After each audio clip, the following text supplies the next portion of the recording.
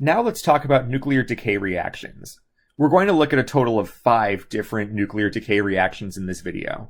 And what we're going to do here is take a look at what happens when you have an unstable nucleus. What type of a chemical reaction will that unstable nucleus undergo in order to form a new nucleus that is more stable? Our first example will be an alpha decay reaction. Now, in alpha decay, you will release or emit an alpha particle. And there are a couple different ways that you can see it represented.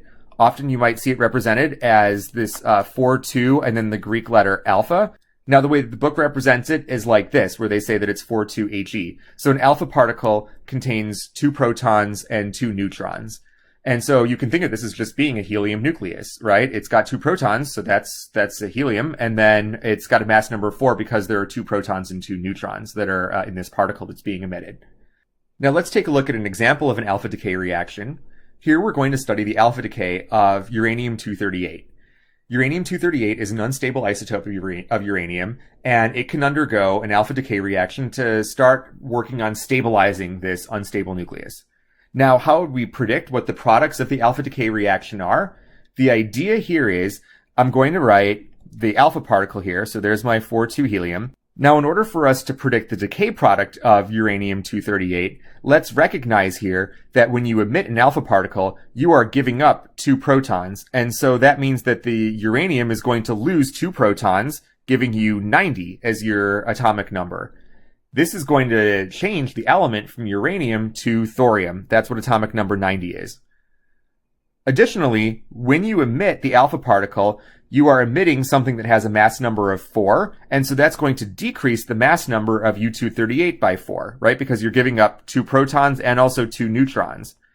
So when we decrease 238 by 4, we're going to be left with 234 as the mass number for this isotope of thorium. And that's how we would write what this nuclear decay reaction is. Another trick that you can use when writing nuclear decay reactions is to keep in mind that the protons, or these atomic numbers, are all going to be balanced on both sides of the equation. So on the left-hand side of the equation, we have 92 as our atomic number. And on the right-hand side of the equation, we have 90 plus 2, so that's 92 as the atomic number. The mass numbers also have to be balanced on both sides. So here we have 238 as the mass number on the left side, and then 234 plus 4 gives us 238 on the right-hand side. So that's just another way that you can kind of check and make sure that you're getting the right result. Next, we'll talk about beta decay. So when you do beta decay, you're going to release a beta particle. Sometimes you'll see that represented as 0, -1, and then the Greek letter beta. But in the book, they represent it as 0, -1, E-. And we'll talk about why we would represent that as E- as we go through an example here. So in the case of carbon-14, this is a radioactive isotope of carbon that does undergo beta decay to become a more stable nucleus. And to predict the products of this, what we're going to do is emit our beta particle, so that's 0, -1, E-. And then the decay product of the carbon-14 can be determined by taking a careful look at how we might balance the mass number and how we might balance the atomic number on both sides of the equation. Now we see here that for the beta particle, the mass number is 0. And so what that means is that when you emit a beta particle, you're not going to change the mass number of the nucleus. So it's going to remain at a mass number of 14. Now let's talk about the atomic number. So we recognize that in our beta particle, we have an atomic number of -1. Remember that the atomic numbers have to be balanced on both sides of the equation. So on the left-hand side, we have an atomic number of 6. And on the right-hand side of the equation, all the atomic numbers have to also add up to 6. Therefore, the atomic number of the decay product here has to be 7, right? Because 7 plus -1 gets you to 6, and so that keeps it even on both sides. That's going to change the identity of the element now from carbon to nitrogen, because that's atomic number 7. Now, to get an idea of what's going on when you perform beta decay, let's take a very careful look at what is present in the nucleus of our reactant as well as our decay product. So for our carbon-14, we have 6 protons, and we have 8 neutrons, right? Because that is 14 minus 6 is 8 neutrons. And then for our product of nitrogen-14, this has 7 protons now. And then for our number of neutrons, we have that this isotope of nitrogen contains 7 neutrons, right? Because 14 minus 7 is 7. So effectively, what's happened here is we've decreased the number of neutrons from 8 to 7, and we've increased the number of protons from 6 to 7. Now, what we're effectively doing here is we're taking one of our neutrons and we're going to convert it into a proton. In order to keep charge balanced, you also have to generate an electron, right? Because a neutron has no charge. So you can't just make positive charge out of nothing, right? In order for you to have a balance of charge, you'd have to take the neutron and kind of convert it into a proton and an electron, so that keeps the charge balanced. And then it's this electron that ends up getting emitted, and so that's why we represent the beta particle as 0, -1, E-. Now, because electrons have negligibly small masses, this is why the beta particle has a mass number of 0. The actual mechanism behind beta decay and what's going on in beta decay is a bit more complicated than this somewhat oversimplified explanation, but this will suffice for a general chemistry class. The next type of decay reaction that we'll talk about is positron emission.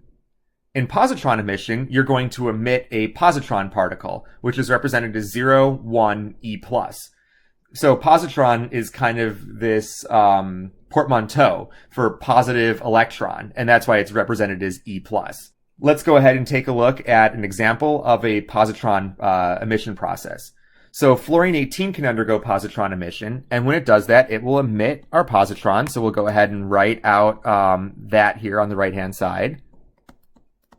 And then to predict the other product, that's what's left over of the fluorine-18, we remember that we have to keep the atomic number and we have to keep the mass number balanced on both sides of the equation. So the mass number is not changing because the positron particle has a mass number of 0. So this will remain mass number of 18. Now we have an atomic number of 9 on the left-hand side. On the right-hand side, this atomic number will have to be 8 because 8 plus 1 gets us to 9, and that will keep it balanced.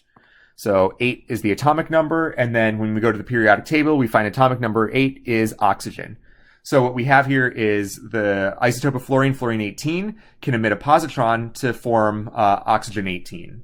We can again do a counting of the protons and neutrons that we have in both of these isotopes to just kind of see what's going on here. So in the case of F18, we have 9 protons and we have 9 neutrons. In the case of O18, we have 8 protons and we're going to have 10 neutrons. So what we see here is that we've decreased the number of protons and we've increased the number of neutrons. Effectively, what we're doing is we're taking a proton and we're converting it into a neutron. Now, in order to keep charge balanced, you have to emit that positive charge.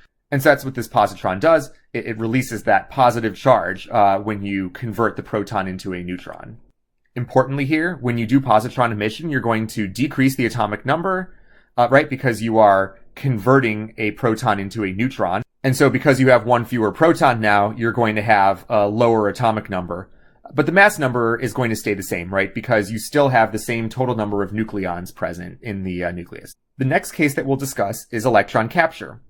In electron capture, what you do is you take a core electron, right? So an electron that's very close to the nucleus can get captured into the nucleus. And then that electron will combine with a proton in the nucleus to form a neutron. So let's show how we would represent that type of a reaction. So let's see what would happen if aluminum-26 were to undergo electron capture. Now, because the nucleus is capturing an electron, that's going to be gained by the nucleus, and so we're going to put it on the left-hand side of the equation. This is the only case where we're going to do that. In all the other cases, you're emitting a particle. But in electron capture, you're capturing the particle, and so you're going to add it to the left-hand side of the equation. Now we can go ahead and predict the products of this process. And again, we kind of use our guiding principle that we're going to make sure that the mass number is balanced and that the atomic number is balanced. So what we notice here is in terms of the atomic number, we have 13 minus 1, and so our final product would have to be 12 for the atomic number. And then for the mass number, 26 plus 0 is going to give us 26 for the mass number. Now, element number 12 on the periodic table is magnesium. And so this is going to be converting aluminum-26 into magnesium-26. So what we're doing here is we're decreasing the atomic number, leaving the mass number unchanged, right? We're decreasing the atomic number because you are combining an electron and a proton together to form a neutron. That decreases the number of protons. That decreases the atomic number. But you still have the same number of nucleons, right? You still have the same total number of nucleons because all you did was just take a proton and turn it into a neutron.